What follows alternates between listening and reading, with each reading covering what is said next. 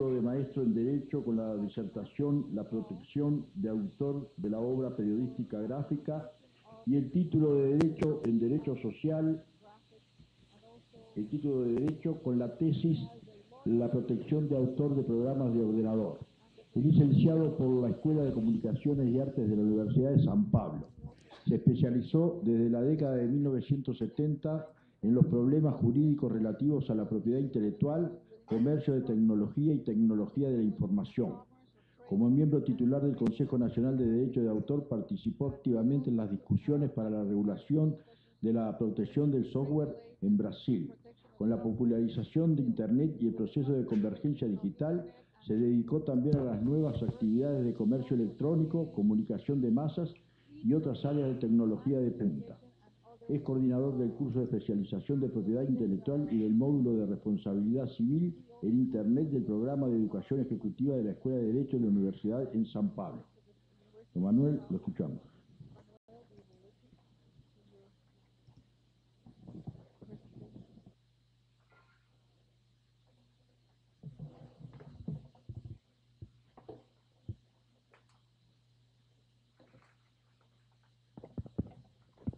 Dois aqui fica.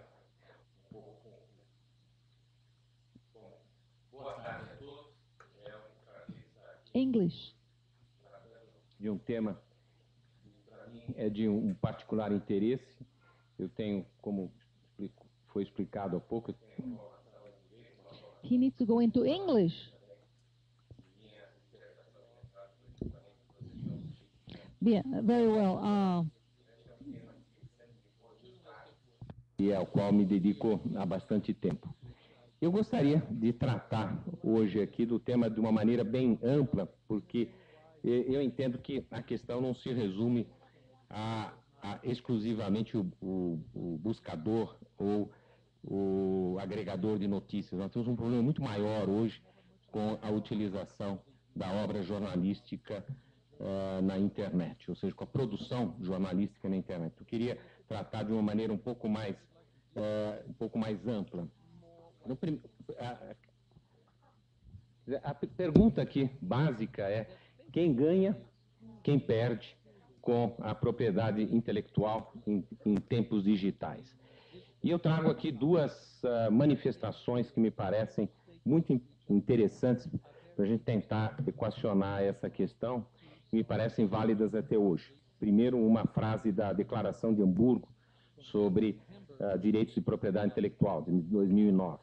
Segundo a qual diz: diversos provedores estão usando a obra de autores, editores e emissoras de radiodifusão sem pagar por isso. A longo prazo, isso ameaça a produção de conteúdo de alta qualidade e a existência do jornalismo independente. Uma segunda afirmação de um estudioso na área de direito autoral, dizendo: na medida que os jornais impressos declinam, o número de leitores online aumenta. Mas os leitores online não estão necessariamente pagando pelas suas notícias e frequentemente raramente estão lendo essas notícias no provedor original do conteúdo. E aqui eu trago uma questão importante, que é como de fato a gente tem visto, quer dizer, o problema que mais chama a atenção é o problema dos mecanismos de busca e também o problema dos chamados agregadores de conteúdo, que eu gosto de denominar de clipping online de notícias. Na verdade, é exatamente isso, quer dizer, é um velho problema que nós temos, pelo menos aqui no Brasil, que é a questão do clipping. E aqui agora já tínhamos o clipping, que era aquele recorte, e as empresas que viviam distribuindo esse material, e agora nós temos o clipping online, um clipping muito mais rápido, muito mais ágil e muito mais eficiente. E para tentar, então, explicar aquela afirmação inicial, menciono aqui uma pesquisa que foi feita por um grupo de pesquisa, Outcell. Foi publicada há 3 anos atrás, mas me parece que não mudou muito. Fala, praticamente metade dos usuários do Google News não voam à fonte de origem. Na verdade, o que explica essa matéria é que, no dia a dia, o leitor do material aquele que precisa saber o que está acontecendo, ou que ouviu falar de alguma coisa, ele vai ler uma fonte que lhe dá rapidamente uma ideia geral do que existe. Mas não necessariamente ele vai à fonte de origem, não necessariamente ele vai ler o material inteiro. Ele se contenta com aquela leitura rápida que ele faz. Aquilo o satisfaz. Então, isso é uma parte do desafio que nós temos, o desafio desses agregadores de conteúdo, ou seja, essa nova versão do clipping, que é agora o clipping online. Mas não é só isso. O problema, como eu disse no início, é muito mais extenso do que esse. Porque a verdade é que a internet mudou muito o processo de comunicação. Nós vivemos, como diz o Manuel Castel, uma realidade completamente diferente, em que não existe mais um provedor de comunicação, ou um canal, um sentido unidirecional da comunicação. Nós temos hoje uma comunicação multidirecional em vários pontos, ou seja, nós temos vários comunicadores e vários receptores, ou seja, muita gente comunica e muita gente recebe notícia. Então, esse processo faz com que a gente tenha, na verdade, um fluxo de comunicação muito mais intenso. E o problema, portanto, não pode ser localizado no chamado clipping online, nos agregadores de conteúdo apenas, ou um problema exclusivamente dos buscadores, o resultado de busca. É muito mais complexo do que esse.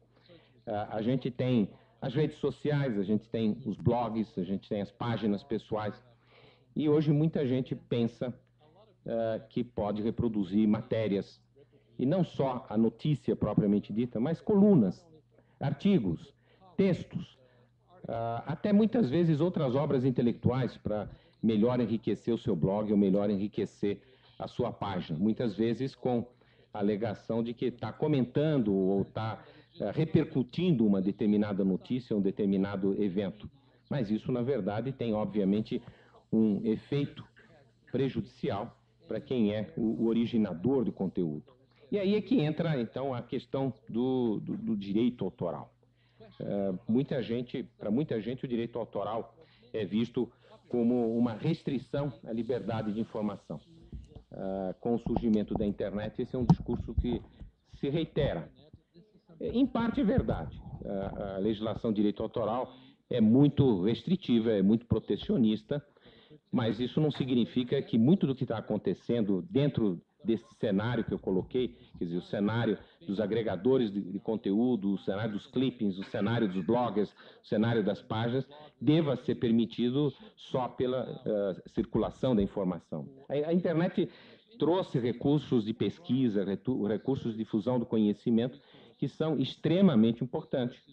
Eles, em parte, conflitam com os direitos exclusivos que são representados pelo direito autoral. Então, há uma certa tendência de achar que o direito autoral é agora quem tem que flexibilizar e quem tem que permitir esse maior fluxo de informação.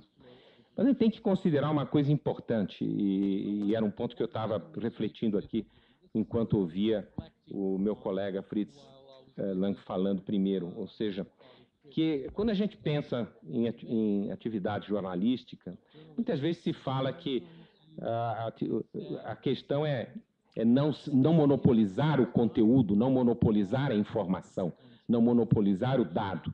E que se a internet permite a circulação do dado, a circulação da informação, isso deve ser livre. Mas não é só isso que está em jogo. Isso é uma parte da questão, mas não é isso. Nós estamos falando de produção intelectual. Nós estamos falando de produção de conteúdo criativo. Nós não estamos falando do conteúdo dado ou do conteúdo de informação ou da notícia no sentido estrito da palavra. Nós estamos falando de uma atividade de produção criativa. As matérias jornalísticas são criações intelectuais. Nós temos reportagens, nós temos entrevistas, nós temos editoriais, nós temos colunas opinativas. Nós não temos só a notícia do dia de 1 ou 2 parágrafos, o lead e mais 2 ou 3 parágrafos. Nós estamos falando de muito mais do que isso. É isso que muitas vezes é reproduzido nos blogs, é reproduzido nas páginas, é reproduzido em diversos outros espaços da internet. Nós temos fotos, nós temos ilustrações, nós temos charges, ou seja, nós temos muita produção intelectual. Não é apenas uma questão, portanto, de informação em si, do dado em si. Ora, essa atividade toda, evidentemente, que ela é suscetível de proteção e merece uma proteção pelo direito autoral. E a produção, essa proteção que é dada é da mesma natureza como se protege uma outra produção cultural, uma outra indústria criativa, como se protege uma música, um filme, arte visual. Não há muita diferença em termos de criatividade, em última análise. A grande diferença é que uma atividade é meramente ficcional e a outra lida com a informação. Mas o fato de lidar com a informação não significa que uma reportagem, que uma entrevista, que um editorial, que uma coluna não mereçam proteção a pretexto de que há uma informação a ser circulada, uma informação a ser divulgada. E essa proteção é um incentivo à produção criativa, ou seja, à produção, à atividade desses produtores de conteúdo. Eu não vou aborrecer os senhores com citações de decisão, mas eu só trouxe esse exemplo aqui para mostrar que a justiça brasileira, né, os tribunais brasileiros reconhecem que as matérias jornalísticas, de uma maneira geral, são suscetíveis, sim, de proteção e não podem ser reproduzidas indevidamente sem que haja pagamento de uma autorização e sem que haja permissão para isso. Nesse caso, por exemplo, em controvérsia a reprodução pelos réus de artigo publicado pela autora sem a devida autorização. Então, pagamento, violação da lei e pagamento de uma condenação também imposta ao veículo que fez a reprodução. Aí nós temos um segundo aspecto que me parece que é o aspecto que está por trás dessa proposta legislativa alemã, que é a questão da notícia em si. Ou seja, uma coisa são as matérias jornalísticas mais elaboradas que não devem ser confundidas com a notícia. Outra coisa é a notícia, aquele relato simples, aquele relato curto, que a nossa lei chama também de artigo informativo. Muitos países, porque a Convenção de Berna permite, muitos países efetivamente não protegem essa notícia, esse relato simples, curto. Não é o caso do Brasil. Se a gente olha a nossa legislação, ela permite a reprodução dessa notícia, desse artigo, desde que seja entre veículos informativos, um jornal reproduzindo de outro, mas não fora desse contexto, é o que nós chamamos de direito de uso recíproco. Então, o direito de uso recíproco só é aplicável àquela notícia que é um relato simples, mas não a qualquer matéria jornalística. Aqui até trouxe um exemplo de uma decisão do Tribunal de Justiça do Rio, proibindo um determinado tipo de reprodução de uma obra jornalística, porque ela não era simplesmente uma notícia, um relato simples, um relato curto. Ela era uma entrevista, considerado uma verdadeira obra intelectual. Então, a questão, em última análise, agora, que merece a nossa atenção, é se, tirando então a questão inicial dos buscadores e dos agregadores de conteúdo, falando de uma área que me parece também extremamente importante, que é essa reprodução em blogs, em sites, em portais. Quer dizer, esses locais podem reproduzir matérias jornalísticas a título de comentar, a título de reproduzir, ou a título de informar? Não, eles não podem fazer isso, porque eles não são veículos de imprensa, e esse direito de uso recíproco, ele é limitado, ou seja, esse direito de uso recíproco, ele... Eu estou me atrapalhando um pouco aqui, peço desculpas. Falando de tecnologia, e a gente se atrapalhando um pouco com a tecnologia. Então, a questão, em última análise, é quem se beneficia desse direito de uso recíproco. São os sites de busca, são os blogs, são as redes sociais, são sites de agregadores, são outros sites? Não.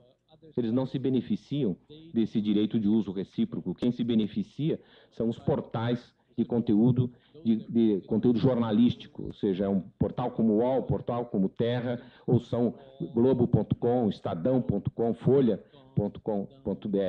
São os veículos noticiosos que se beneficiam dessa liberdade que a nossa legislação dá. Ou seja, não há possibilidade de estender pela nossa legislação essa autorização que a lei concede as notícias para outros tipos de veículos. Então, na verdade, nós temos uma situação perante a legislação brasileira que me parece muito justa, muito clara. Nós temos, de um lado, os relatos simples, as notícias. De outro lado, nós temos todas as demais matérias jornalísticas. Nós não podemos tratar tudo da mesma forma. Então, em primeiro lugar, reportagens, entrevistas, artigos mais longos, editoriais, colunas, nada disso é de livre reprodução por ninguém, nem por outros veículos de imprensa. Quer dizer, um veículo de imprensa não pode também reproduzir um editorial, um artigo, uma reportagem de outro. Em segundo lugar, nós temos as notícias curtas, os relatos simples. Para esses, então, a nossa legislação dá uma flexibilização com relação ao chamado direito de uso recíproco. Mas isso é para outros veículos de imprensa, não é para blogueiro em qualquer circunstância, não é para uma página pessoal, não é para uma página na rede social, não é para uma página num site pessoal ou corporativo. Alguns dos senhores poderiam dizer, mas isso é comum, muita gente faz isso, né? Muita gente acha que pode colocar a entrevista, ou pode colocar a matéria, a reportagem que foi feita no seu site porque lhe interessa, ou porque ele vai repercutir, mas isso não tem nenhum fundamento legal. Isso é absolutamente contrário à lei e, na verdade, é contrário à própria finalidade do sistema. Quer dizer, por que alguém vai reproduzir, utilizar material produzido, conteúdo produzido por terceiro? Aí eu até trago uma decisão bem recente, agora de julho.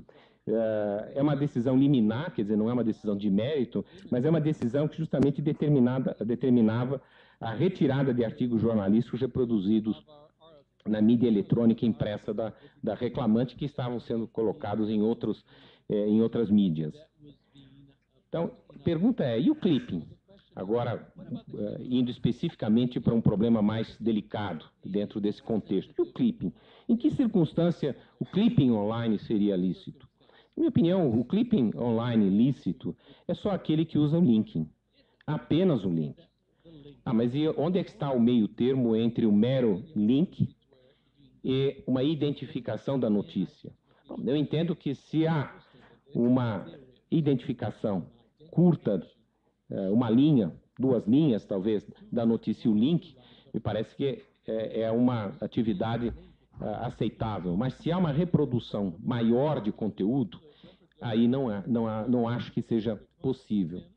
Eu entendo que em alguns países, como mencionou o Fritz Lang no começo, a gente possa ter restrições à proteção de manchetes ou mesmo do lead de matérias, por ser um trecho muito curto. Mas, particularmente, eu entendo que isso é uma reprodução parcial de obra intelectual.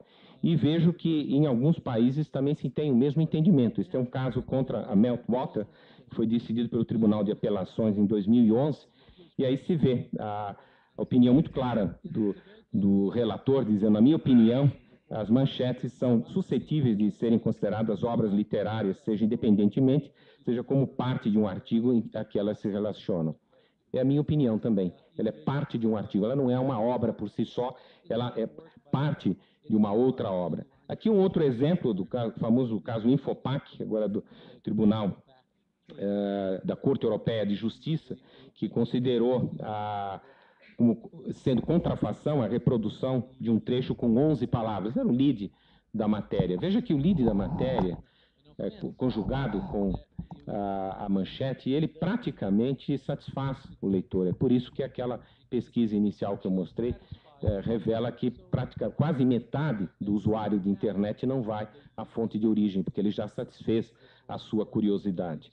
Há uma outra decisão também interessante na Bélgica, também do ano passado, proibindo também esse tipo de linkagem, onde havia a reprodução da manchete e do lead da matéria, considerando que isso era uma reprodução servil. Esse é um problema que nós tínhamos aqui no Brasil antigamente também, ou seja, essa questão da reprodução sistemática de notícias não é novo no Brasil. O que é novo no Brasil é combater o clipping. Até me surpreende bastante que muito pouco se faça no Brasil contra o clipping, uma prática que é absolutamente ilegal, que não deveria ser tolerada. Então, em resumo, para não ir longe demais do meu tempo, eu entendo que, de fato, com todos os recursos que a internet oferecem, a relação do direito autoral com esse novo ambiente tecnológico é muito tensa. Existem muitas reclamações, existem muitas divergências, existe uma controvérsia muito grande sobre como é que se atingir um equilíbrio justo. Eu até reproduzo aqui a frase de um professor português que é autoralista também, o Alexandre Dias Pereira. Ele fala: o direito de autor não deve se tornar um instrumento da repressão informacional. Sim, tudo bem. Mas o direito de autor também não deve ser flexibilizado a ponto de não haver mais incentivo a essa indústria, que é a indústria jornalística, atividade jornalística de produção de conteúdo, que não é a proteção para monopolizar a informação em si, não é a proteção para monopolizar os fatos, mas é a proteção para garantir um direito de exclusividade com relação ao produto que é desenvolvido. E é isso que às vezes não fica muito claro, quer dizer, o que se busca não é um monopólio da notícia em si, da informação ou do fato. Aliás, seria estúpido querer monopolizar a informação, monopolizar o fato, monopolizar a notícia em si. O que se quer é uma proteção para o trabalho criativo. Quer dizer, não faz o menor sentido que alguém redija uma notícia, por mais simples que ela seja, e que esse relato simples possa ser reproduzido por qualquer pessoa na internet, seja um artigo, seja uma entrevista, seja um texto mais elaborado, seja mesmo a notícia, substituindo aquele trabalho que foi feito inicialmente. E é esse o ponto que eu acho importante esclarecer, quer dizer, não há uma preocupação com o monopólio da informação, ou o monopólio do fato, mas o que não é justo é o trabalho criativo que existe mesmo na redação de um relato curto, possa ser utilizado por outras pessoas sem que haja um pagamento, sem que haja uma remuneração por isso.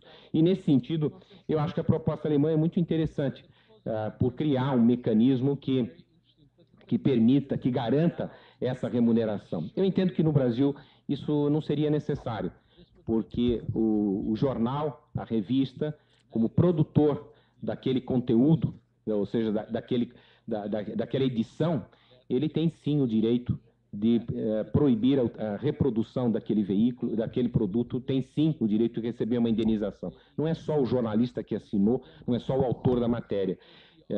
Simplesmente porque o que está sendo reproduzido não é o artigo abstratamente considerado, mas é aquele artigo dentro daquela coletânea que é o jornal, que é a revista. E essa coletânea, que é o jornal, que é a revista, tem uma proteção separada na lei, e essa proteção é conferida ao editor, independente da proteção que o jornalista tem sobre a matéria jornalística individualmente considerada. Então, essa reprodução que é feita num blog, que é feita numa página pessoal, numa rede social, ou num agregador de notícias, num clipping, ela é sim uma violação de direito autoral contra o editor também, contra o jornal, porque está utilizando aquele material do jornal.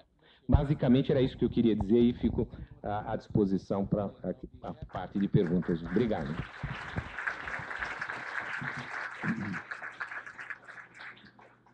Muchas gracias. Muito obrigado, Dr. Pereira dos Santos. E agora, para encerrar esse painel, essa primeira parte, né, de exposições, vai falar o Dr. Marcelo Leonardo.